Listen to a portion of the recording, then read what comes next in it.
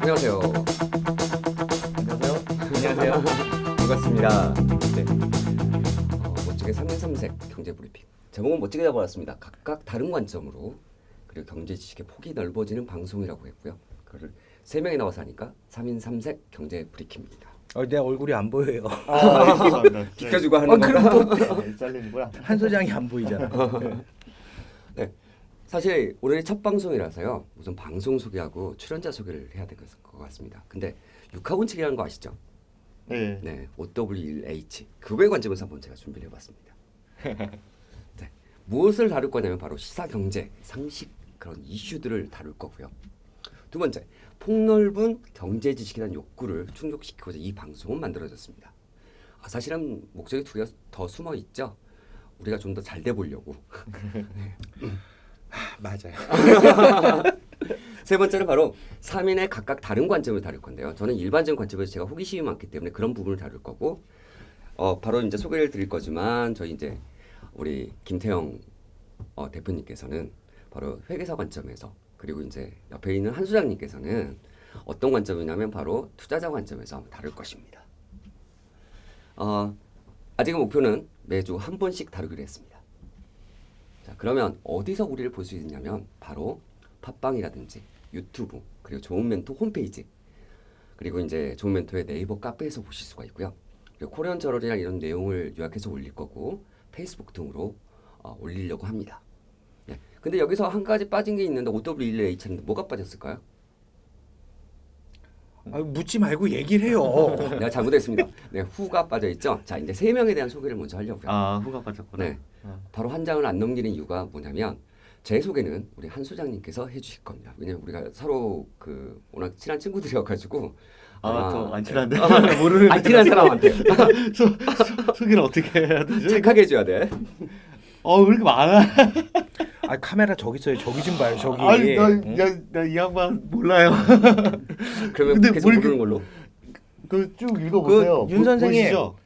거기서 보니까 저 카메라 안 보니까 이상하죠. 여기만 보고 있으니까. 그렇죠. 괜찮은데 네. 너무 많이 썼네. 네. 그러니까 제가 뭐 이름만 알려주시면 될 것 같아요. 제 이름은 정원훈이고요. 제가 뭐 소개 맡았으니까 그냥 이렇게 쭉 보시고 네. 진짜 삶 오지랖 넓게 오지랖 넓게 살았다. 또 맞습니다. 얇게 살았는지 넓게 살았는지 아니 얇게 살았는지 깊게 살았는지 모르겠지만 아무튼 엄청나게 지금 엄청난 그 프로필을 갖고 있네요. 거의 나이가 한 60대 정도 돼 보이는 그런 얼굴 프로필을 갖고 자체가 있기 때문에. 그 50대 후반이기 때문에 괜찮습니다. 그거 왜 더듬는지 알아? 마음이 없는 말을 하는 거야 지금. 있는 말대로 해. 진짜 멋지신 분입니다. 거의 뭐 한 40대밖에 안 됐는데 이 많은 거를 다 인생에 쏟아부었던 나이 얘기하지 맙시다. 네. 정원은 뭐라 그래야 되죠? 자, 우선은 여기서는 교수? 정원은 실장으로 그냥 갈까요? 실장? 맞네요. 네. 텐스페이스 총괄 실장님이시니까. 네, 정 그 정도. 실장님. 네. 네. 참고로 저희 그 텐스페이스는 투자도 R&D, 대출도 R&D, 왜 광고를 하고 P2P 금융 플랫폼 R&D를 만들었습니다. 자, 잘 되시기 바랍니다. 예. 네. 두 번째 우리 김태형 회계사님. 네, 이건 제가 해야 되죠. 안녕하세요. 안녕하세요. 네, 김태형 회계사님은 현재 회계법인 A원의 대표이사시고요. 네. 주로 이제 경제 쪽에 제가 보니까 한국 생산성본부 전문위원으로 해가지고 최우수 강사를 꼭 했다는 거를 강조를 하라고 제가 그런 이미지를 받았습니다. 돌아가며 주는 것 같기도 해요. 그리고 당국대라든지 그 재경관리사 해가지고 강의를 했었고요. 최근 좀 많은 것 같은데 제가 아는 게 이거밖에 없어서 파포인트 제가 만들었기 때문에 두어 건 더 있는데요. 네, 두어만 하죠. 뭐. 거기까지. 예. 네. 자, 이제 김 대표님께서, 김 회계사님께서 네. 우리 한 수장 소개해 주시죠. 저는 뭐 내세울 게 없어서 자 일단 여기만 보시지 말고 카메라 보고 카메라 좀 인사 봐주세요. 좀 뭐, 해주세요. 예. 카메라 안 봐도 뒤통수 하면 안 돼요. 뭐야? 어차피 화면이 흐려지니까 못생긴 얼굴 보여봤자. 저도 보고 읽어야 돼요. 현재 좋은 멘토 투자교육연구소 소장님으로 계시고요. 포춘 TV 투자 분석팀 책임 연구원이셨고 네이버 선정 국내 대표 증권 전문가 11인의 1인이었으면 좋겠지만 네. 11인에 선정이 되셨던 저때 잘 나갔죠. 네, 아주 잘 정말 나갔죠. 잘 나가던 애널리스트 네. 십니다. 앞으로 더 잘 나갈 수 있도록 노력을 하신대요. 기대해 주시고요. 네. 강의는 많지만 일부러 점점점으로 제가 적어놨습니다. 아 너무 많아서요. 네. 아 예. 저서는 주가 차트 알고 보니 쉽네. 저희 참고로 술은 먹지 않았다는 거. 네. 다음에는 술을 갖다 놓고 하기로? 아 가서요. 좀 전체적으로 깔 게 있으면. 네, 그때 깔 때는 네, 하겠습니다. 네. 지금까지 저희가 하는 코너에 대한 소개하고요. 그리고 두 번째 각각 이제 누가 이제 이번을 진행을 하나. 여기서 한 분이 더 숨어 있긴 한데요. 네. 사실은 이분이 이제 숨어 있었다가 나중에 한번 다시 나올 겁니다. 자, 오늘의 이슈 제기를 한번 해봐야 될 것 같아요. 저희가 매 주에 하나의 이슈를 잡았는데 오늘의 이슈는 제가 제목을 좀 깔끔하게 잡아봤습니다. 한진호 해운이 곧 파산하고요. 상장 폐지가 됐는데 이게 과연 경제학적으로 그러니까 우리하고 무슨 상관인지 나랑 무슨 상관인지로 제목을 잡아봤는데 좀 제가 제목 잡는 게 좀 유치하죠. 그쵸? 아니요. 들어올 거예요. 네, 그렇게 믿고 넘어가겠습니다. 지금 제가 뉴스를 하나 선정을 해봤습니다. 그래서 이 뉴스는 어떤 뉴스냐면 사실 여러 가지 이제 매경 뉴스라든지 뉴스를 다 검색해 보니까 가장 많이 그리고 좀 자세하게 돼 있더라고요. 그래서 세계 뉴스가 2월 2일자 기사인데 그 제목이 이렇습니다. 장기 불황 못 버티고 국내 유리 해운 기업 역사 속이라고 돼 있네요. 그 밑에 있는 거 한번 읽어보면 법원 회생 절차 중단, 17일 선고, 완전 파산한다는 이야기네요. 그다음에 숱한 위기에도 공격적인 경영, 몸집 불리며 세계 7위까지. 그리고 해운업 경쟁이 심화되고 운임이 급락되었다. 유동성 위기 못 넘고 몰락했고 실직자 최대 1만 명이 넘을 듯 한다고 합니다. 제가 뉴스를 각각 하나씩을 좀 잘라가지고 이때 아니면 언제 뉴스를 읽냐 해서 그 뉴스를 꼭지씩 잘라가지고 같이 한번 이야기를 해보면서 해보죠. 네네. 네. 우선 제가 낭낭한 목소리로 읽어드리겠습니다. 네, 40년 역사 동안 오일 쇼크 극복, 그다음에 대한 선조 인수 등의 위기를 기회로 바꾸며 한국 해운업을 이끌었던 한진해운이 역사의 뒤안길로 사라진다. 그간 몸짓을 불리며 해운업계 국내 1위, 세계 7위까지 도약했던 한진해운은 2010년대 글로벌 해운시장 불황이 장기화되면서 허망하게 몰락했다. 서울중앙지법은 2일 한진해운 회생 절차를 폐지하고 오는 17일 한진해운의 파산, 즉 청산을 선고할 예정이라고 밝혔다. 지난해 12월 조사위원으로 선정된 3일 회계법인은 기업 운영 지속보다는 청산 절차를 밟는 게 이득이라는 최종 결론을 내린 바 있다라고 되어 있습니다. 여기서 이제 좀 봐야 될 부분이 바로 회생 절차 부분이죠. 저기 죄송합니다. 네. 지금 우리 윤 선생님 얘기하는데 네. 이 다음에 교환 만들어야 돼. 이 위로 만들어야 되겠어요. 안 보인대 지금 여기 그런 게 가려가지고. 아니라 지금 아이패드에 글씨가 몇 개 가려져 아. 있어가지고 그거 어차피 그거 안 쓰잖아요. 내려놓읍시다. 네. 그럼 죄송합니다. 잘난 척 한번 해봤더니 잘난 척 한번 해봤더니 보지도 않을 그거 와이프 거예요. 그거 조심해야 돼. 네, 조심해야겠습니다. 보지도 않을 걸왜 꺼내놔서 네, 컵도 다 내려. 아니 컵인데 네. 제 컵은 안 보이네요. 커피 먹어야 돼. 계속 커피는 먹어야 돼. 저는 밑에다 놓고 먹고 있습니다. 예. 죄송합니다. 네, 계속 보시죠. 네, 다시 진행 발언이 끝나고 네. 여기서 이제 봐야 될 부분이 이제 한진해운 자체가 국내 1위였고 그리고 나서 7위까지 도약했는데 왜 망했는가에 관련된 부분에 대해서 한번 이야기를 하는데 그 다음에 바로 한진해운에 대한 히스토리가 나오기 시작합니다.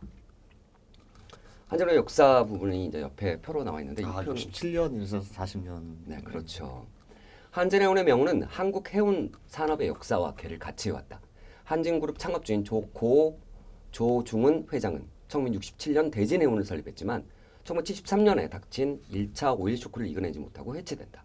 그러나 조중은 회장은 10년 뒤인 1977년 다시 한진해운을 세웠다고 합니다. 보니까 67년에 창업한 뒤에 한진해운의 그런 설립까지 이제 이야기가 됐던 거고요. 한진해운은 줄곧 위기와 함께했다. 처음 찾아온 위기는 1978년 2차 오일 쇼크였다. 당시 물동량이 대폭 감소한 데다가 경쟁 심화로 운임까지 허락해 고비를 맞았다.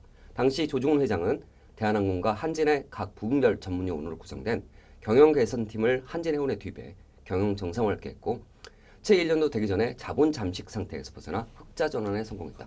굉장히 이거 보면은 완전 실화적인 이야기네요. 그러네요. 네, 아주 잘 나갔던 좋은 얘기만 추려놨겠죠. 네, 앞에는 예, 팩트는 예. 우리가 좀 이따 이제 한번 예. 이야기를 해보고. 이제 이렇게 잘 나갔으나 버트 이제 그 얘기를 하려고 그러는 그렇죠, 거 그렇죠, 아니에요? 그렇죠. 위기는 내부에서 찾아왔다. 정부가 1988년 회생 불가 판정을 받은 국내 1호 선사 대한상선 인수를 요청한 게 대표적이다. 한진해운은 부실덩어리였던 대한선주를 인수하면서 효율성이 낮은 선박과 노선을 처분하는 등 조치를 진행했다. 그러니까 보니까 1호 선사하고 그러니까 1호 선사는 아니었네요 그때. 그럼 1호 선사라고 보통 하면 1이라는 건데 그러니까 그쵸. 2가 먹었던 케이스가 되는 케이스인 것 같아요. 뭐 요즘엔 빈번하니까요. 네네. 뭐 지린 자동차인가 하는 회사가 볼보를 먹기도 하고 그렇고 그쵸. 예. 뭐 빈번한 일이니까 네. 이때는 뭐 대단한 일이었겠지만 그렇겠죠. 예. 네. 그 다음을 보시면 네. 그 힘으로 1992년 국내 최초 굉장히 어려운 단어 나왔네요. 아 보니까 이거 짜증이 어떻게 나기 읽어요? 시작해요. 네. 4000 TEU TEU를 읽어요? 예, 그렇게 컨테이너 4,000개 실른다는 얘기네. 20피트 네, 길이 해가지고 네. 컨테이너선인 한진 오사카호를 띄웠다. 또 미국 시애틀, 롱비치 등 주요 항만의 전용 터미널을 세워가지고 사세를 키우고 1995년 거양해운, 97년에 독일의 2위 선사 DSR 시네이터 이렇게 읽어야 되나요? 시네이로 아니에요? 네. 예. 네.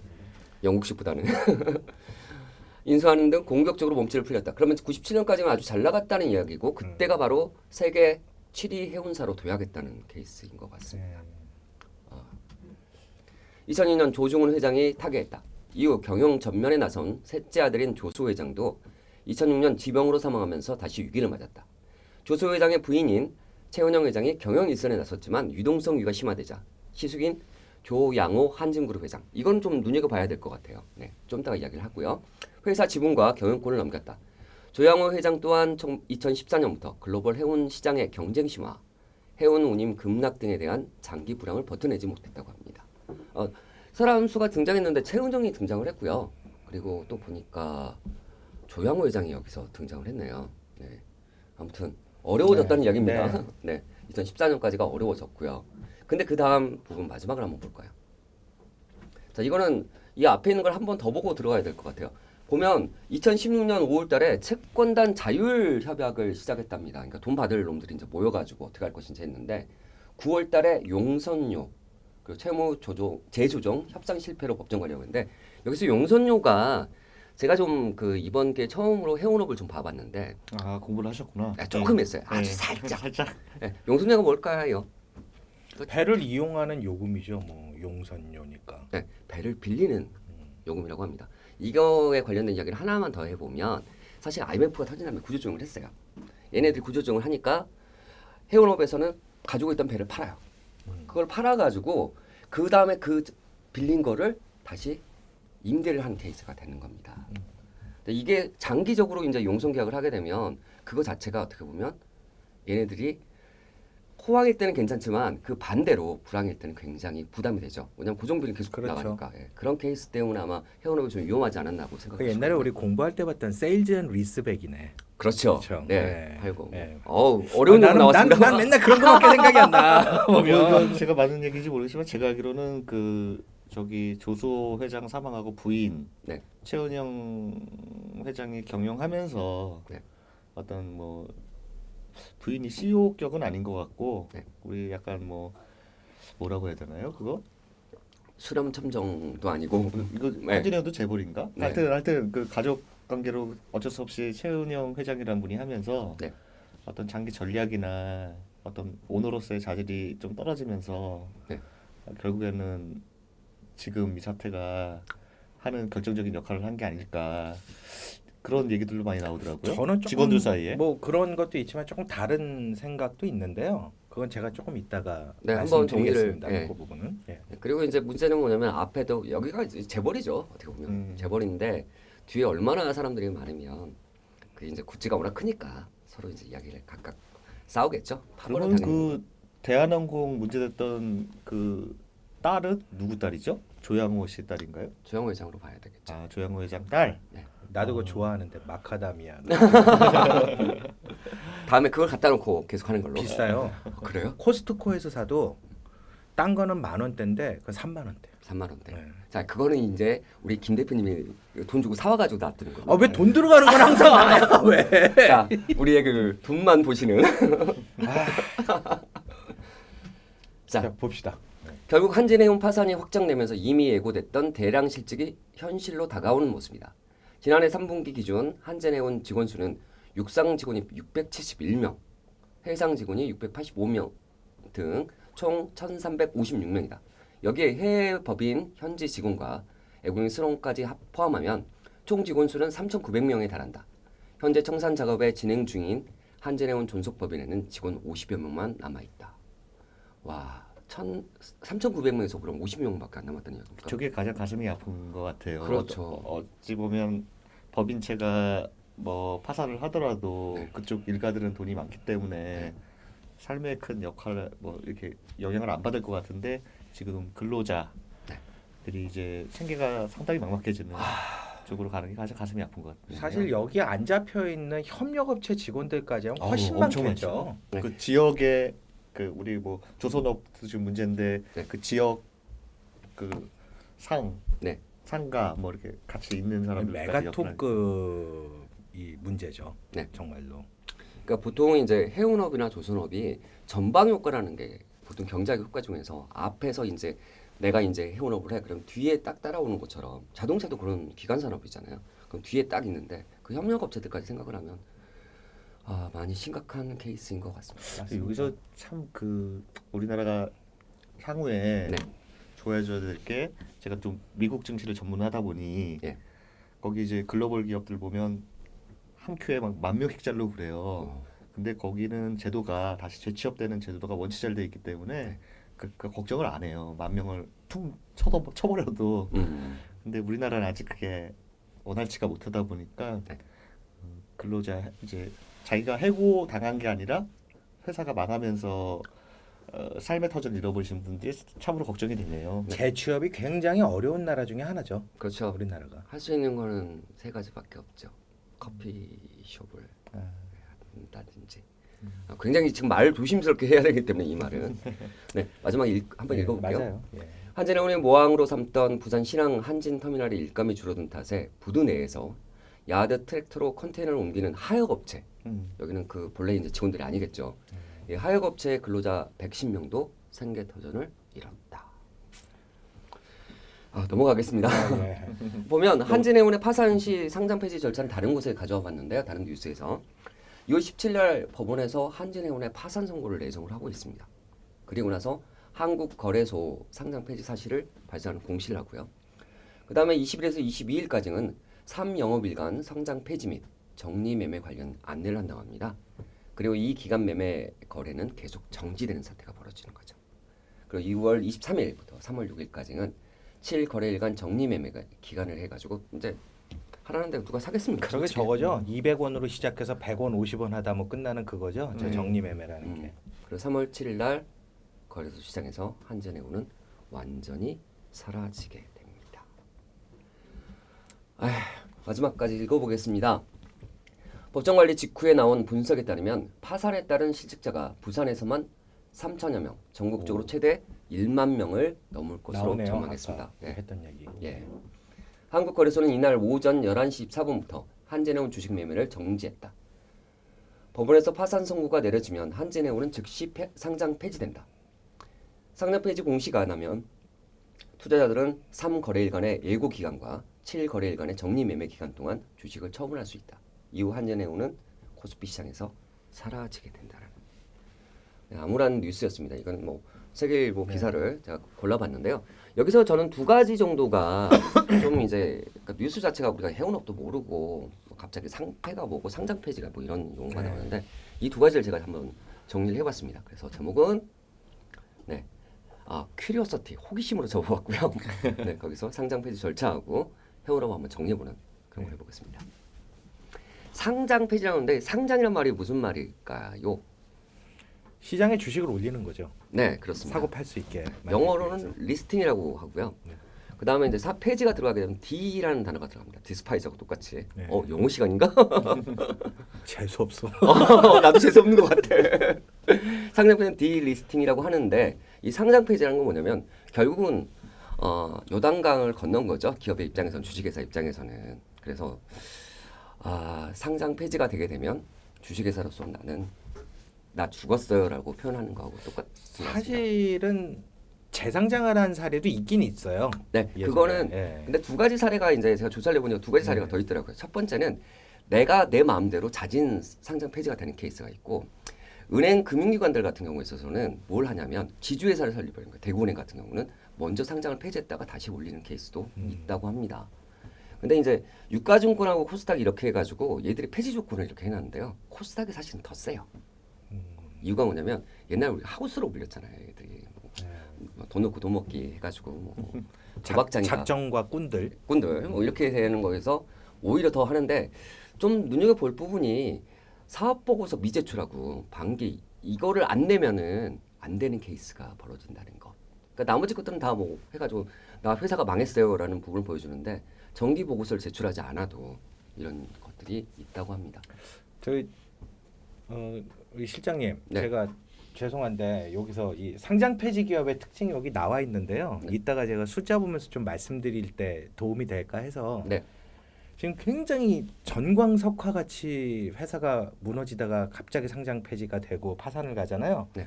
그럼 여기 있는 것들이 다 그냥 연루가 돼 있을 것 같은데 이따 숫자를 보시면 상당히 놀랍게도 네. 한진해운이 2015년까지 이 중에 해당되는 게 네. 제가 뭐 대충 봐서 그런지 모르지만 한두 가지 정도밖에 안 돼요. 네. 그래서 이건 이따가 제가 다시 네. 말씀드리겠습니다. 그때 이야기 거들면은 네. 현대상선은 좀 많아요. 그거 참 희한하죠. 네, 그거는 네. 뭐 네. 루머도 이야기를 하면서 한번 예, 해볼 예. 필요가 있을 것 같아요. 윤 선생님 안녕히 가세요. 선생님 안녕히 가세요. 다음엔 고래고기 먹으러 가지 마. 고래고기?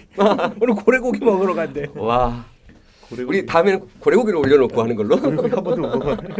고래 잡는 거 불법 아닌가? 포경 자체는 네. 그러니까 그게 금지가 돼 있었는데 어떤 거 있냐면, 그러니까 그물에 걸린 것들은 이제 네. 나온대요. 그래서 이제 그래서 일본 사람들이 네. 그물에 잘 걸릴 만한 곳에 그물을 치는군요. 네, 아니, 우리가 이거는 아니, 확인되지 않은 거니까. 그렇죠. 네. 그분들은 연구 목적으로. 네. 네. 부산에서 이제 보통 고래고기를 한번 먹어봤는데 고래고기가 각각 부위마다 맛이 틀리더라고요. 그건 소고기도 그래요. 아 그런가요? 네. 참치도 더 그래요. 맞아. 크면 클수록. 맞아. 자, 두 번째 이제 궁금증이 바로 해운업인데요. 세계 5위, 7위 뭐 이런 것들 자체보다는 이게 이제 보시면 국내 이제 외화 가두곤이고 이것도 한번 제가 옮겨봤습니다만은 저도 이제 자료에서 해운 관련 고용 인원수가 29만 명이고요. 그다음 조선소 등 간접 고용까지 52만 명의 고용 창출한 그런 게 됐다고 합니다. 이게 2014년 기준이래요. 제가 이거 보니까 주요 해군 국가에서는 그리스가 아무튼 그리스 선박원 아시죠? 네. 오나시스 그게 남아 있고 업체들이 있는데 사실 1, 2, 3, 4, 5까지 보게 되면 그 거의 그것들이 여기 한진해운 망하면서 많이 가져갈 것 같고요. 네. 네. 해운 동맹이 또 따로 있다고 하더라고요. 그래서 그거 하게 되면 우리나라에 굉장히 불리하지 않을까라는 부분이 또 존재를 합니다. 이런 용어들 보면 굉장히 어려워서 진짜 어렵네요. 딴 생각했어요. 네, 그럴 줄 알았어요. 네, 국내 뭐 그러니까 이런 배들을 가지고 있는 게 뭐 벌크선, 컨테이너선, 뭐 탱커선 각각 조사를 해봤는데요. 아무리 봐도 저는 잘 모르겠습니다. 근데 대형 선사에 해당하는 게 한진해운, 뭐 현대상선, 페노오션, SK해운 등이 있다고 하는데 사실 2강 체제입니다. 네. 지금까지는. 그래서 한진해운하고 현대상선 이 두 가지는 바로 그 2강이고 나머지는 사실은 중견 선사라고 보시면 될 것 같아요. 근데 한진해운 보시면 벌크선이 많고요. 벌크선, 그러니까 가장 큰 건 컨테이너선이 많은데 그리고 벌크선, 탱커선 형태가 이렇게 되는데 용어 정의는 제가 읽을 수밖에 없는 상황이 되기 때문에 그냥 넘어가는 걸로 하시죠. 나 그 설명할까봐 걱정됐었어요. 네, 저도 좋을 것 같아요. 네. 딴 생각하니까 이런 것들은 근데 보니까 해운업 자체도 여러 가지 배도 네. 그냥 옮기는 것도 많다는 거. 네. 그 정도까지만 전 두 가지를 한번 조사를 해보았습니다. 많이 하셨네요. 네, 좀 많이 해봤습니다. 그러니까 뭐 발틱 운행지수라고 이제 주식 시장에서 뭐 저는 그 이제 세계 증시 볼 때 그걸 보죠. 예. 네, 그게 이제 되는 만큼 네. 하는 거니까. 그리고 이제 해운업에 관련된 부분이 우리나라가 왜 좀 뭐라 그럴까 이렇게 위기가 왔나라는 부분에서 보게 되면 장기 용선 계약뿐만 아니라 자체도 이 용선료의 부분, 유가 부분, 그다음에 이제 그걸로 이제 받는 운임이 있겠지만 이런 부분들 자체가 경기하고 너무나 많이 탄다는 거. 네. 그런 부분들이 아마 해운업에서는 좀 눈여겨봐야 될 지금 부분입니다. 다른 나라는 돈을 버나요? 해운업을 해서? 사실은 그렇게 많이 벌지는 못하는 것 같아요. 근데 되게 웃기는 게 네. 물류는 분명히 있어야 될 텐데 네. 그래서 우리가 뭐 인건비가 비싸든지 네. 구조적으로 우리나라의 회사가 적자를 본다면 네. 상대적으로 물류를 통해서 득을 보는 회사가 분명히 있을 것 같은데 1, 2년 보통 벌지 않을까요? 그러니까 그걸 한번 제가 조사를 거기까지 제가 못했네요. 뭐 그런 걸 안 하고 이것만 해왔어. 제가 아직 기초밖에 안 되기 때문에 기초까지만 조사를 해야지. 시간이 너무 많이 걸려. 빨리 갑시다. 네. 내가 말해놓고. 굉장히 잘못한 것 같죠. 네. 이제는 투자자 관점에서 우리 이제 제가 말씀드려야 뒤통수만 보였던 우리 이제 네, 한 소장님께서 네. 이 자리를 바꿔요. 네. 일로 와. 아니. 일로 와. 일로 와. 예, 투자자 관점에서 보는 거는 이거 뭐 되게 크게. 가장 네. 물이 없네. 가장 관심 물 가져올까요? 두는 거는 아니요. 물 가져올게. 이제 앞으로 다가올 정리 매매 기간 때 어떻게 해야 될 것이냐. 네. 지금 물려 있는 분하고 네. 그 다음에 또 정리 매매가 투기적으로 변하기 때문에 네. 좀 그 관점에서 투자 상담에서 몇 가지 말씀을 드리도록 하겠습니다. 그럼 그 단어 하나만 기억을 하면 되겠네요. 정리 매매다. 예, 이 그게 단어만. 핵심이죠. 예. 네. 그걸 한번 정리하는 식으로 한번 해보겠습니다. 예. 네. 보실까요? 정리 매매 기생충만 되지 말자. 기생충. 네. 기생충이면 그럼 반대는 뭐죠? 흡혈귀인가? 그거는 뭐 뒤에 제가 좀 궁금하게 네. 여러분들이 생각하시라고 아시는 분은 아시겠지만 신규로 그 정리매매 기간에 네. 어떤 투기적인 판으로 네. 그렇게 노는 경우가 많은데 네. 이제 그 사람들은 그렇게 놀도록 놔두고 놀도록 놔두고. 예 그런 사람이 아니면 네. 웬만하면 되지 말자라는 취지로 말씀을 드린 거고요. 네. 뭐 하나하나 제가 정리한 거를 보여드리면서 네. 짤막짤막하게 지루하실 테니까 네. 말씀을 드리도록 할게요. 잠깐 물을 감사합니다. 갖다 주기 위해서 열심히 솔선수범하고 계시는 우리의 김 대표님을 모셨습니다. 먼저 그 차트인데요. 한지레온이 2017년에 진짜 급등락을 했죠. 근데 제가 보여드리고 싶은 거는 그 거래 정지 마지막 날 이 고가와 저가의 편차가 거의 50% 가까이 돼요. 50%. 근데 이 정보 때문에 그런데 네. 옛날 한미약품 사태 공시 그런 느낌이 조금 들었어요. 하다 보니 오전에 호재가 나왔고 어느 부분이에요?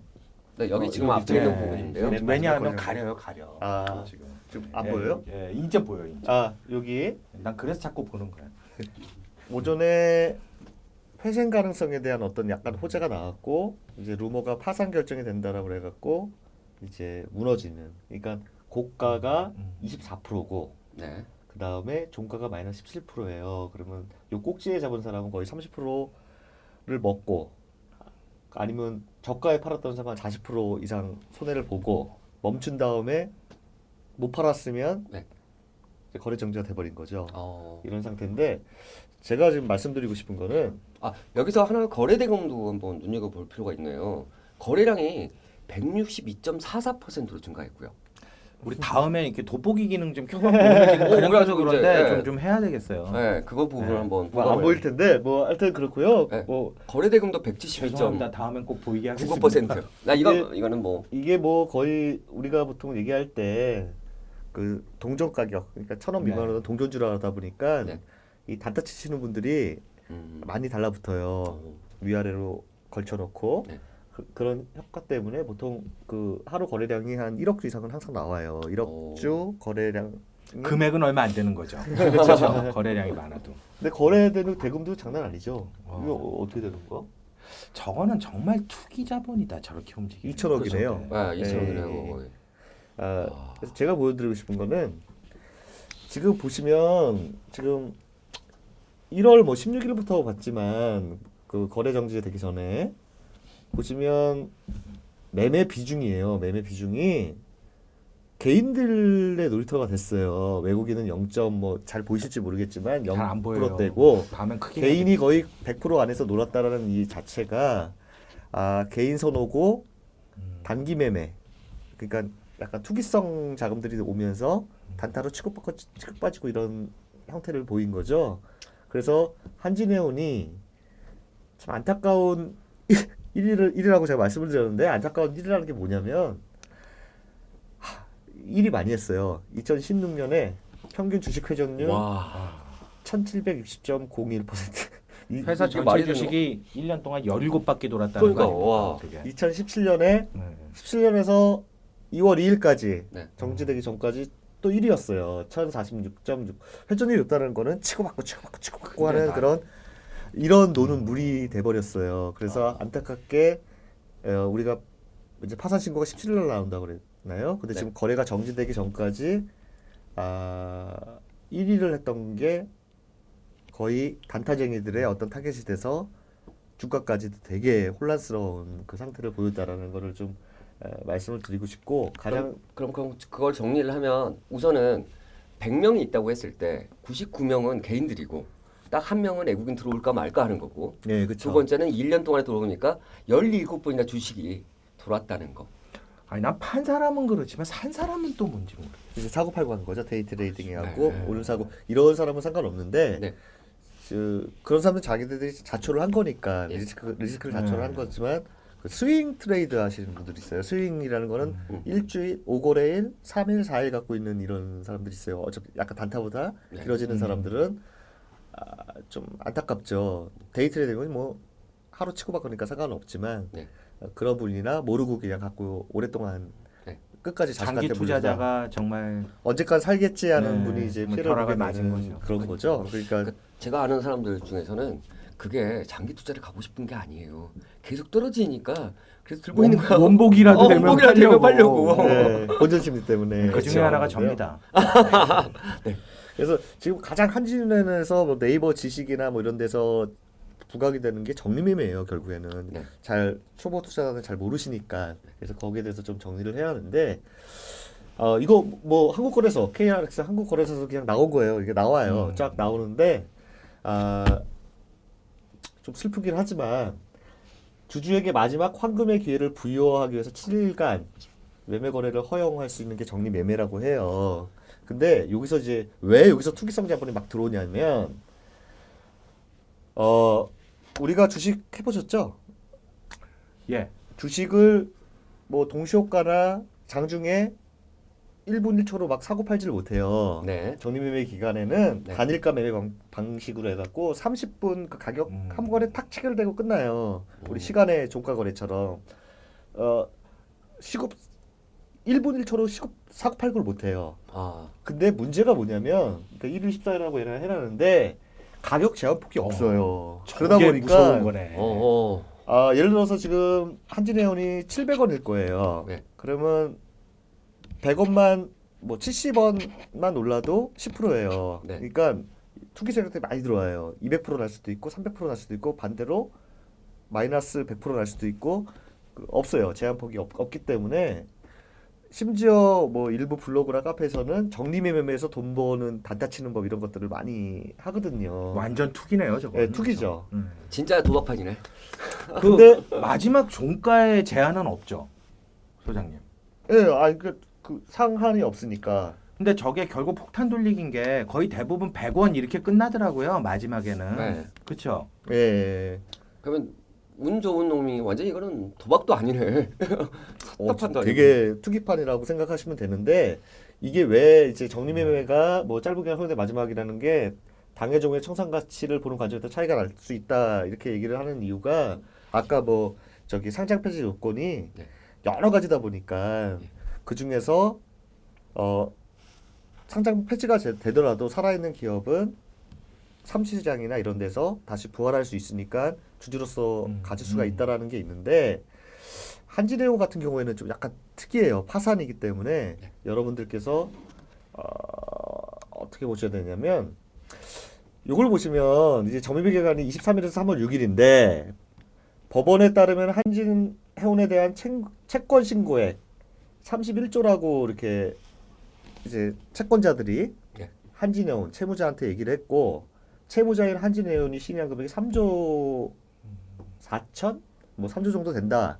이렇게 시인을 했어요. 근데 3.1 회계법인이 청산가치 추산액이 1조 7천 정도 본대요. 8천. 어. 그러면 예를 들어서 정리매매 기간에서 취급받고 하는 사람들 중에는 이 회사가 나중에 비상장으로 가고 거기서 회생 가치가 좀 있다라고 하면 거기서 주주 역할을 할 수 있지만 한진에어를 보면 지금 청산가치 추산액이 1조 8천억이면 시인한 금액이 3조면 채권자들한테 주고도 채권자도 못 받기 때문에 주주가 주식이 그냥 휴지 조각이 되는 그런 상황이기 때문에 제가 말씀드리고 싶은 거는 웬만하면 정리매매 기간에는 매매를 안 하는 게 맞는데 이거는 휴지 조각이 되는 거기 때문에 굳이 뭐 100% 200%도 돌리지 말고 들어가지 말고 그리고 지금 물린 사람은 뭐 휴지 조각이 되기 전에 어떻게 하든 거래 개시되자마자 그냥 바로 던져야 될 것 단일가 같은데. 매매 방법으로 좀 마음은 아프지만 파산을 하고 소멸이 되기 때문에 휴지 조각이 되기 때문에 무조건 파셔야 된다는 얘기예요. 그러니까 기 갖고 있던 사람은 손실을 감수하고 무조건 파셔야 되고 새로운 게 투자하는 거는 의미가 없다. 아. 휴지 조각이 될 가능성도 있다. 못 팔 수도 있으니까요. 그러니까 샀다가 못 팔 수도 있으니까. 그러니까 그들만의 리그에서 놀아라 이렇게 말씀을 드리고 싶어요. 그래서 이 한진해운 같은 경우에는 그 7일간에 피 터지게 싸우겠지만 그것만 노리고 뭐 고수익을 노리려는 사람도 있겠지만 그런 빠른 매매가 가능하지 않으면 또 이거 단일가 매매 방법이기 때문에 웬만하면 쳐다보지 말고 그냥 보내줘라. 보내줬으면 좋겠다. 신규 투자는 하지 말아라. 그래서 제가 갖고 온 거는 이제 앙드레 코스토랄 이렇게 기생충 얘기를 아까 했었는데 이 할배가 헝가리의 진짜 위대한 투자자예요. 그렇죠. 예. 93세에 돌아가셨어요. 오래 사셨어요. 투자를 잘해도 늙을 수밖에 없군요. 99년에 돌아가셨는데 모든 시장을 다 본 사람이잖아요. 그러니까 네. 예를 들어서 1920년대 그 엄청난 뭐 제2차 뭐 세계대전도 보고 나서 60년대에 도쿄 올림픽도 보시고 네. 거기서도 돈 많이 챙기고 그리고 그 앞에 있던 독일의 올림픽 전에 있었던 독일의 그 성공사를 다 보셨던. 그러니까 이분도 그 돈을 18살인가 그때부터 주식을 해서 갑부가 됐어요. 근데 그다음에 좀 인생에 뭐가 온 것 같아요. 35세 때는 우울증 약도 먹고 그러다가 이제 교육으로 턴을 했는데 그 이분이 말하는 기생충, 그러니까 제 기생충을 갖고 온 거는 딴 게 아니라 아까 그 기생충을 뭐라고 그랬냐면요. 며칠 또는 심지어 24시간밖에 안 된 짧은 기간에 보유하는 투자자 놀이꾼이 있다. 그러니까 데이 트레이딩 아까 그 뭐 저기 정리매매할 때 막 치고받고 하는 애들 이 사람은 기생충이라고 얘기를 했어요. 단타 매매자고 그 말 그대로 그냥 주식 그러니까 단타 매매자를 그럼 기생충이라고 보는 건가요? 예, 그렇죠. 왜냐하면 우리가 아시겠지만 주식을 사면 3거래 후에 내가 주주가 되는데 주주가 되기 전에 팔아버리는 거는 그냥 기계적인 매매를 하는 사람들이잖아요. 그러니까 주주가 아니니까 네. 하루 샀다 하루 팔면 그러니까 근데 이분께서 말씀하시기를 이들이 없으면 만들어내기까지 해야 되는 게 투자자가 필요할 때 주식을 팔아 현금화할 수 있는 보장이 크기 때문에 이게 필요하고 봐요. 제로섬 게임에서 바보로 보는 거네요. 네, 바보로 보고 게. 이런 사람들이 기생충이 없으면 팔지를 못해요. 합리적이고 하면 그러면 한진해운 같은 경우 이런 기생충이 없으면 그냥 휴지조각으로 끝내버리는 거예요. 그러니까 팔려고 해도 살 근데 사람이 없으니까. 기생충이 있기 때문에 네. 기투자자는 마음이 아프겠지만 이 기생충한테 던지는 것이 많고 그리고 신규 투자를 고려하는 사람들은 블로그나 카페에서 뭐 정리매매를 어떻게 해갖고 뭐 호가로 먹는다 그런 데는 100%의 수익이 있을 수도 있지만 마이너스 100% 이런 수익 손실이 볼 수도 있으니 웬만하면 기생충이 되지 말고 고의 그냥 한진에어를 그냥 보내주는 게 맞다 이렇게 생각이 들어요. 그래서 참 뭐 40년 역사도 오랫동안 끌면서 이제 없어지는 역할인데 제가 뭐 썰전 같은 데 보면 무슨 뭐 하더라고요. 저 유시민 씨하고 전원책 씨하고 뭐 한줄? 네. 뭐 한줄 논평 그러면 제가 한진에어에 대해서 딱 얘기할 수 있는 거는 이게 마지막 말인 것 같아요. 이번 그들만의 리그에서는 기투자자들은 기생충에 던지고 마음을 비우고 또 신규로 하려는 그런 기생충이 되지 않았으면 좋겠다. 그냥 한진에어를 고의 그냥 관망하면서 보면서 그냥 이제 역사 속에 사라지는 걸로 넘겨주는 게 맞다. 한진해운도 괴롭다. 뭐 이렇게 말씀을 드리고 싶어요. 뭐 700원에서 뭐 70원 올라와서 10% 먹겠다 그런 생각하지 마시고 매매도 바로바로 하는 게 아니니 30분 그러다가 단일가 매매 600원을 날릴 수가 있죠. 그렇죠. 네, 바로 100원이 될 바로 수도 100원이니까. 있으니까. 네. 몰빵에서도 안 되고요. 큰 돈 갖고는 안 하겠지만 네. 욕심 부리지 말자. 그냥 한진해운도 슬픈 역사를 결국에 슬픈 역사로 저무는데 그냥 보내줬으면 좋겠다. 추억에만 남기고 제가 이렇게 인사를 해야 되는데 너무 감성적이에요. 네. 저는 근데 좀 개인적으로요. 네. 이게 상장 폐지가 되더라도 기업은 살아 있을 수 있으니까 그런 경우에는 정리매매라는 것도 의미가 있을 수 맞죠. 있는데 이렇게 끝이 정해져 있는 완전 파산이라는 건 파산 회사가 없어지는 청구니까. 건데 네. 저거를 7일 동안 거래를 하게 만드는 시스템 자체에 모순이 있는 것 같아요.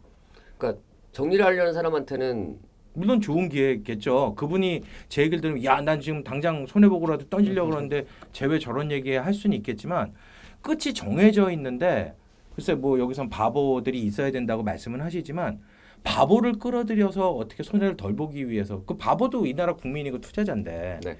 결론이 정해져 있는데 투자를 해서 이렇게 정리매매를 할 수 있게 하는 거는 파산 선고의 경우에는 없어져야 되지 않나. 네, 저 개인적으로. 파산의 네. 경우에는 그럼 없어지는 건데 회사가 완전히 그렇죠. 상장 폐지 정도가 아니라 그런 생각이 그냥 제 혼자 듭니다. 네. 이럴 때 잠깐 광고 말씀을 드리면 중금리를 노리는 우리 투자는 바로 R&D 중간님 마케팅 깨알 같은 광고. 깨알 같은 광고 들어봤습니다. 네.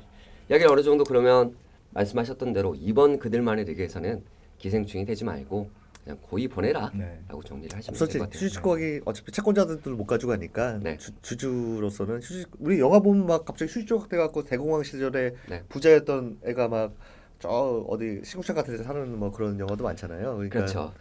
고이 보내주자. 파산은 이거 의미가 없다. 정리매매는 어차피 휴지가 되니까. 한일회원 안녕. 네. 자 이번에는 이제 세 번째로 그 세계사 관점에서 한번 정리를 해보자고 합니다. 기대됩니다. 네네. 짧게 하려고 합니다. 뭐 네. 길게 하실 필요 없고 핵심만 톡톡 예, 예, 찍어주시면 뭐 제가. 자기들은 길게 해놓고 나보고. 제가 제일 길었습니다. 저도 죄송합니다. 앞으로 짧게 할게요. 제가 뭐 미약하나마 회계 숫자를 가지고 앞으로 여러분들한테 회계학 얘기를 조금씩 해드릴 이쪽으로 기회가 있을 텐데요. 자, 자리 바꾸세요. 네, 그 해드릴 기회가 좀 많이 있을 텐데요. 간단하게 하면서 말씀을 좀 드려보겠습니다. 자, 한진해운의 운명. 제목이 왜 이렇게 붙었지? 내가 안 붙였는데. 여기에 대해서 이 제목은 아마 한수장님이 붙이신 것 같은데. 제가 그런 것 붙였어요, 같아요. 제가. 네, 이 정해져 있었다라는 얘기를 할 수 있지 않을까 싶은데요. 뭐 잘 보이실지 모르겠습니다.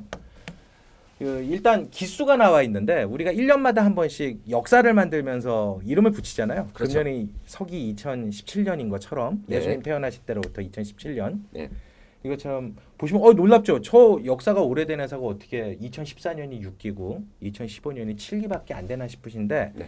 지주회사에서 분할해서 설립한 때로부터 7년밖에 안 됐기 때문입니다. 그러면 2010년이라고 보는 네, 겁니다. 그 정도입니다. 2015년이니까 2009년 정도. 2009년. 아까쯤에 봤을 때. 최은영 회장님이 경영하다가 네. 조양호 회장님 체제로 바뀐 케이스가. 넘어가면서 분사가 된 것 같아요. 아, 그리고 여기 노란색으로 되어 있는 부분이 맨 밑에 감사 의견을 빼놓고 이른바 이제 재무제표라고 부르는 항목들에서 숫자를 좀 뽑아놓은 건데요.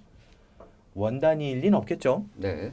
이 회사가 167만 8,773원의 유동자산을 갖고 있을 리 없으니까 100만 원 단위고요. 맨 앞에 100만 원처럼 되어 있는 1컴마로 시작되는 게 조입니다. 조. 예. 조. 예, 그래서 일단 간단하게 말씀드리면 유동자산은 1년 이내에 현금화할 수 있는 자산을 유동자산이라고 하고요. 네. 1년 이내에 갚아야 되는 부채를 유동부채라고 하고 네. 그럼 이제 반대로 비유동은 1년 이후에 갚아야 되는 부채겠죠. 네. 그래서 뭐 그런 내용들 조금 제가 설명드릴 내용들 좀 뽑아놨는데요. 엄청 유동부채가 엄청 많네. 장난이 아니죠. 근데 한번 보세요. 지금 2014년만 놓고 봤었을 때 유동끼리 비교해봐도 말도 안 되는 결과가 나옵니다. 거의 뭐 3조 한 4천억 가까이가 와. 갚아야 되는 부채가 있는 거죠. 예. 이상하죠. 뭐 저대로 하면은 갚아야 되는 돈만 한 5조 가까이 차입금 포함해서 유동부채가. 그러니까. 그럼 그때 망했어야 되는데 어떻게 해서 안 망했느냐? 네. 저거는 갑자기 상황이 좋아진 건 아니에요. 지금 보시면은 뭐 조금 줄어들긴 했지만 여전히 유동부채 훨씬 크잖아요. 네. 제가 봤을 때는 금융기관이 만기를 연장해 준 거예요. 기간을 연장했기 그렇죠. 때문에 예. 여기 너무나 웃기는 게 그래도 지금 재무제표만 놓고 보면 이 회사 장기 투자하기에 뭐 단타도 그럴 수 있지만 네. 굉장히 위험한 회사입니다. 네. 지금 숫자적으로 봤을 때 앞날을 어떻게 헤쳐나가야 될지에 대해서 전혀 지금 답이 안 나오는 유동성 측면만 놓고 봤을 때 그런 회사인데 제가 보니까 2015년도에 많은 증권회사에서 네. 투자 유망 종목으로까지 이 회사를 선정했었다고 알고 있어요.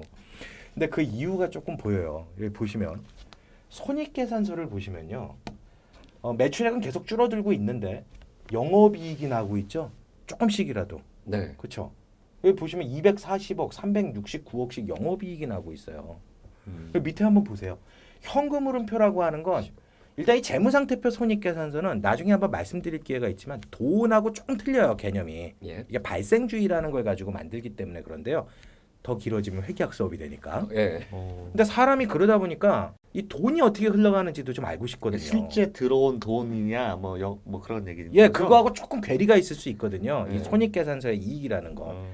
돈이 있습니다. 이게 현금 흐름표라는 재무제표에 돈이 어떻게 흘러가는지가 나오는데 이런 말이 있어요. 분식회계라는 거 있잖아요. 분식집 회계 말고 아, 이 저기 예쁘게 분칠해서 네, 지금 그러니까 아무도 안 했는데 그러니까 그거 자체가 분식에게는 영어로는 윈도우 드레싱이에요. 예, 그렇죠? 예, 맞습니다. 네. 그래서 이 실제와 다르게 좀 꾸미는 예. 우리 와이프처럼 이 성희롱인가? 아니 그러니까 그 아마 집에 가서 칼 맞을 거를 이걸 방송을 들으면 못 좀- 듣게 해야지. 그렇지, 그렇지. 응. 그렇게 하는 걸로. 아, 저 참고로 저도 그 회계법인 대표자 회계사기 때문에 클라이언트 만나면 이러지 않습니다. 굉장히 점잖게 합니다. 근데 현금 흐름을 보세요. 지금 여기 나와 계시는 우리 실장님하고 네. 지금 우리 소장님하고 보시면 생각보다 현금 흐름이 굉장히 괜찮죠. 네, 나쁘지 않습니다. 장사에서 5천억의 현금 유입이 있었고 이 영업 활동이라는 게 장사 얘기하는 거잖아요. 그렇죠. 본인이 해도 예, 여기도 거의 5천억 가까이. 네. 거기다가 물론 이 투자 활동으로 하는 현금 흐름이 플러스라는 거 갖고 있는 재산을 매각했다는 뜻이에요. 그럼 뭘 가지고 왜 매각을 했느냐? 재무 활동이 이게 빚 갚은 거거든요. 네. 마이너스 1조. 2년간 무려 2조 원의 빚을 갚았어요. 이 회사가 장사해서 반은 처리하고 나머지 반은 갖고 있는 재산을 팔았지만 그래도 빚을 2조 가까이 갚았어요. 물론 장사만 한 거 갖고 갚은 건 아니지만 예. 근데 이것만 놓고 봤었을 때 설마 이 큰 회사가 망하겠어? 정부에서 이 회사를 망하게 하겠어? 라는 생각이 있었기 그렇지.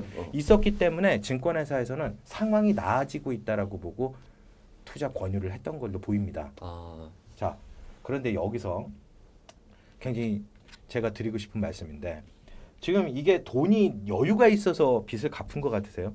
선생님들 보셨을 때. 그거 아니겠죠. 네, 보니까. 장사한 것만 가지고가 아니라 갖고 있는 음. 재산을 매각했잖아요. 이건 뭔가 하면 이른바 금융기관에서 제가 봤을 때는 비 올 때 우산 뺏어가는 것처럼 압박이 들어온 거예요. 배 있는 것도 예, 팔아라. 예, 다 하는 거 아니고 예. 배도 팔고. 뭐 배는 금년에 집중적으로 팔았겠지만 예. 2016년에 예. 이제 그래서 이 감사 의견 같은 것들을 잘 안 보고 투자들을 하시는데 네. 적정 의견이 나갔어요. 2년 연속. 조심하셔야 될 게 적정 의견은 회사가 양호하다는 의견이 아닙니다. 아 그래요? 예. 적정 의견은 재무제표가 회계 기준에 따라서 적정하게 작성됐다는 의견이지 절대로 회사가 좋다는 뜻이 아닙니다. 그러니까 조작 안 했고 거기 예, 가서는 그냥 맞습니다. 한다는 거. 그러니까 이 안에 들어가니까 너희들 재무제표는 내가 인정을 해줄게. 내가 봐줄 수 있어라고. 맞아요. 생각해요. 예. 예. 옛날에 옛날에 그 적대하고 그러면 적정적으로 바꿔주지 않아요?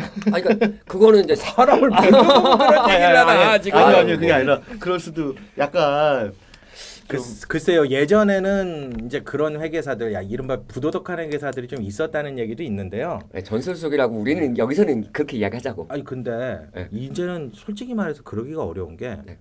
너무 피해가 커 회계사한테 그렇게 했다 문제가 되면 정말 10번 다시 살아도 갚을 수 없는 이 손해배상이 들어올 수 있기 때문에 정말 깡 좋은 사람이 아니면 그러긴 힘들고 제가 봤을 때는 혹시 분식회계 요즘에 말 많은 그 대우조선해양 같은 경우도 네. 몰라 뭐 술집에 가서 술을 먹었는지 뭐 그런 얘기가 나왔는지도 모르겠고 그건 모르겠는데 뭐 하나 얻어먹고 돈 받고 봐줬다기보다는 폭탄 돌리기에 걸려들었을 수 있어요. 회계사가 수사권이 없기 때문에 아, 그냥 준 자료 가지고 감사를 하다 보니까 적정해 보인다. 아 세부까지 보고. 예, 그런 게 아니겠는가. 회사에서 감춘 솔직히. 쪽으로? 아, 난 이런 얘기해서 회계사들한테 무슨 욕을지 모르겠는데 먹을지 모르겠는데 솔직히 좀 한계가 있는 부분도 좀 있어요. 노력은 회계사들이라는 게 하지만. 그러니까 예. 감사라는 것 자체도 예. 어떻게 보면은 그러니까 완벽하게 수사권이면 완전히 검사처럼 네, 딱 하는 것도 맞아요. 아니고 그냥 자체가 예. 그래도 봐줄만 하니까 이 예. 회사는 이렇습니다라는 의견을 제시한 거니까. 예, 그 말이 좀 빗나가는데 적정 의견이라는 게 새로운 걸 배워서 감사드리고요. 그 다음에 뭐. 근데 맨 말씀- 밑에 있는 거를 안 보신 것 같아요. 투자자들이. 아, 계속 기업 경고. 예. 어. 강조 사항이라는 게 있는데요. 네. 제가 시험 공부할 땐 특기 사항이라 그랬었는데 계속 기업이라는 게 망하지 않고 가는 기업이잖아요. 네. 계속 기업으로서 존속 가능성에 중대한 의문 사항이 있다라는 게 감사 보고서 본문에 딱 하고 2년 연속 있어요. 아, 그거는 그 뭐 전부터도 있었어요. 주석에 달려 있는. 그러니까 주석에 있는 걸 강조사항이라고. 다시 한번 강조해 놓은 거예요. 아. 감사 보고서 본문에 음. 무시하셨던 것 같아 전부 다들.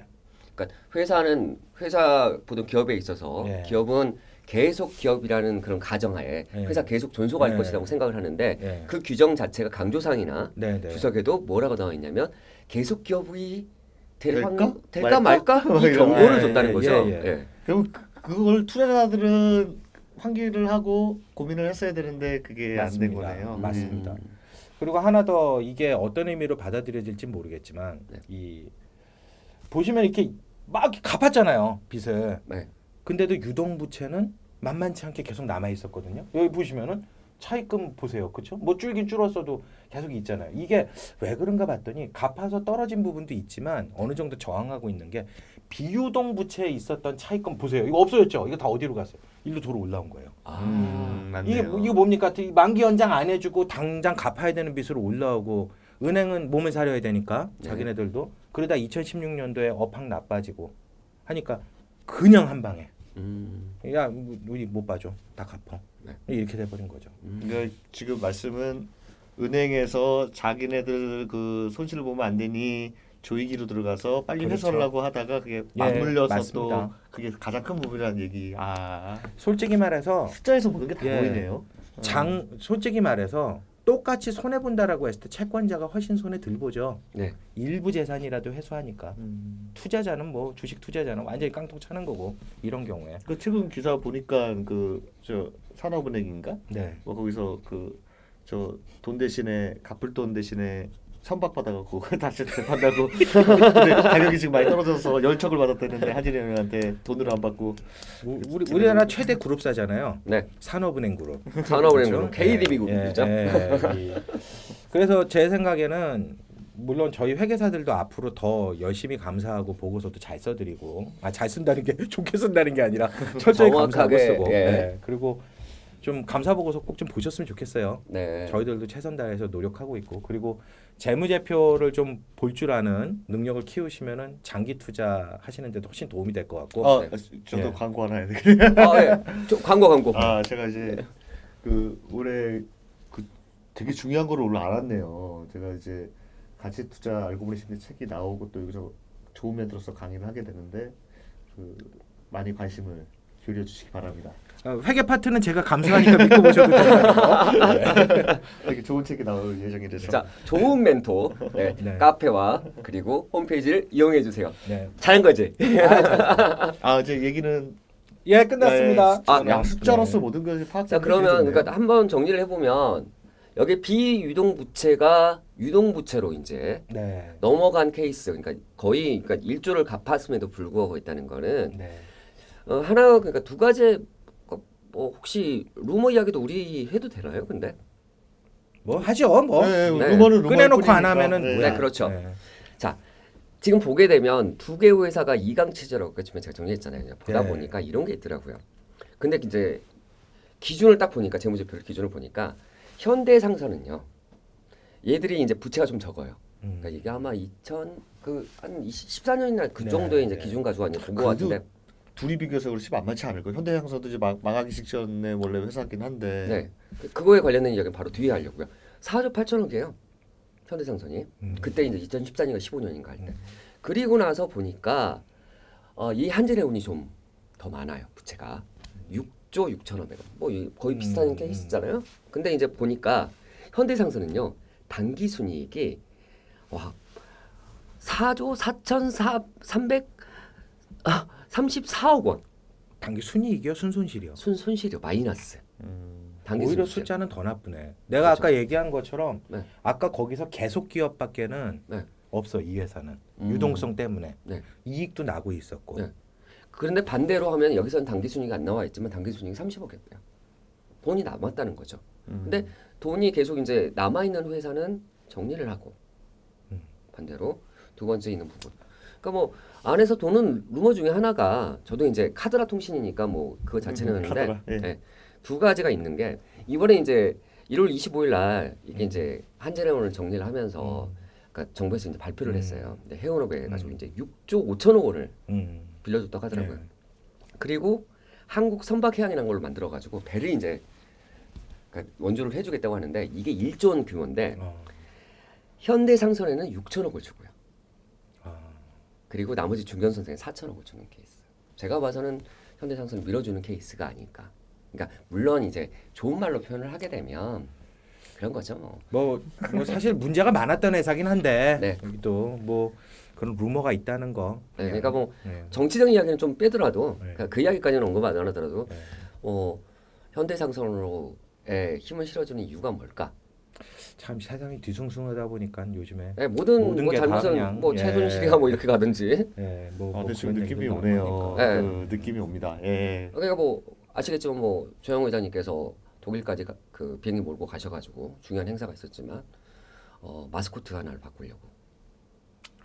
네, 저는 저기 조만간 회사를 하나 만들어야 되기 때문에 아, 정치 그, 얘기는 여기까지만. 예, 예. 네, 거기까지가 그런 루머들이 돌고 있는데 네. 봐서는 이런 것도 어떻게 보면 한진해운이라는 자체가 역사적으로 봤을 때 가장 최초로 네, 어떻게 보면 대표적인 회사였는데 이게 없어지면서 네. 그게 참 슬펐던 이야기인 것 같습니다. 그럼 그 오래된 여의도에 있는 그 한진해운 그 빌딩도 이름이 이제 바뀌겠죠. 바뀌면서 딴 거로 바뀌는데 그 진짜 오래된 건물 좀 좋은 멘토로 바뀔 수 있죠. 그거 괜찮다. 네. 아, 투자도 알렌딩, 대출도 알렌. 교육을 하셔야 됩니다. 네. 자 마지막으로 제가 문제도 있어요? 네 문제를 한번 찾아봤어요 제가. 이게 사실 윤 선생님이 푸셔야 되는 거 아닙니까? 네, 윤 선생님한테 넘길까요 그러면? 아니 고래고기 먹으러 갔으니까 오늘은 네. 예. 실장님이 푸시죠. 이거는 네. 뭐 그 시청자, 청취자분들이 맞춰갖고 뭐 선물 주는 건가요? 나중에 우리 직원들한테 얘기해서요. 저기 그 윤 선생님 인사만 네. 편집으로 붙이죠. 네, 네. 그것도 괜찮을 것 예, 같습니다.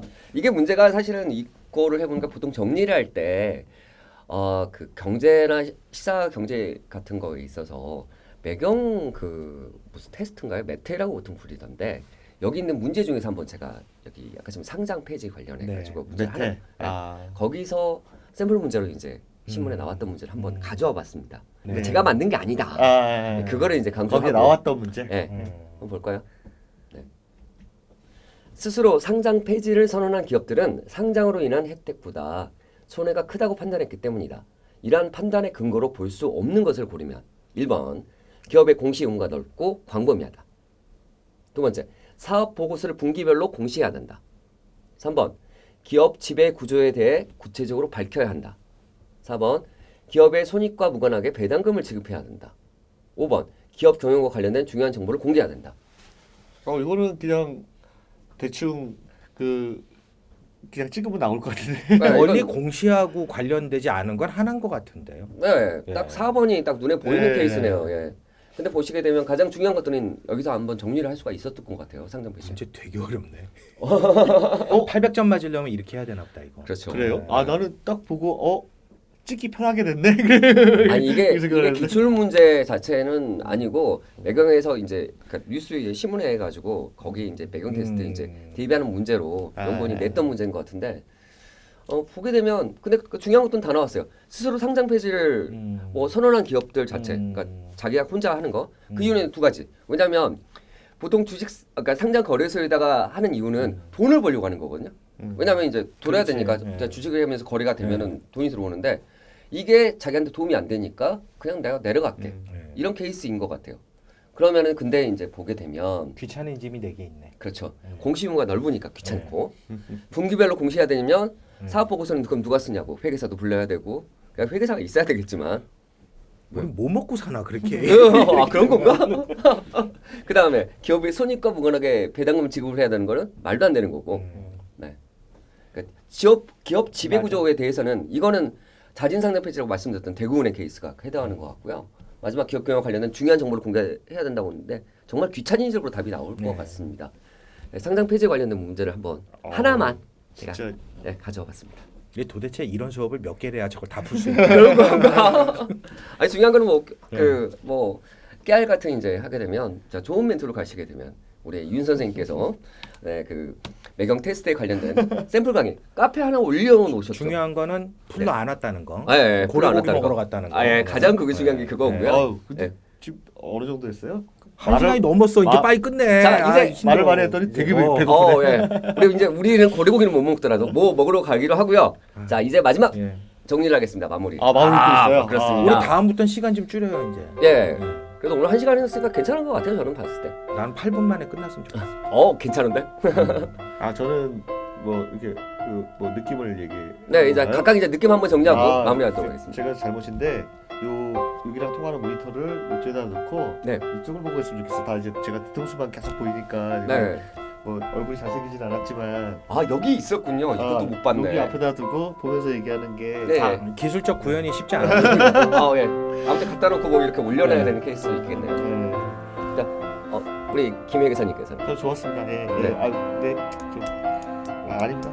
네. 한 소장님이 여기에 대해서 설명하실 거기 때문에 오늘 아무튼 그 정리는 한 소장님께서는 저는 처음이자 마지막이기 때문에 안녕. 안 할 건가? 그다음에 우리 예, 저기 이런 사안을 자꾸 갖고 와서 나보고 숫자로 뭐 하라 그러는 게 네. 너무 힘들어. 내가 할 수 있는 것만 앞으로 나를 불렀으면 좋겠어. 우리 3명 되나? 나빠져도. 세면을 어떻게든 맞히는 걸로. 네, 난 그러니까 내가 가능한 부분만 하겠다는 거 나는. 네. 네, 그 말씀을 드리고 오늘 타짜자가 많아. 계속 다를 거야. 돌아버릴 것 같아. 네. 지금까지 저희는 오늘 이게 처음으로 해봤는데요. 한진 해운에 대해서 관련된 걸 한번 이슈로 한번 잡아보았습니다. 자, 감사합니다. 네, 인사하시죠. 감사합니다. 네, 즐거운 사안이라서 웃은 건 아니에요. 네. 재밌으려고 한 거지. 감사합니다. 네, 감사합니다. 감사합니다.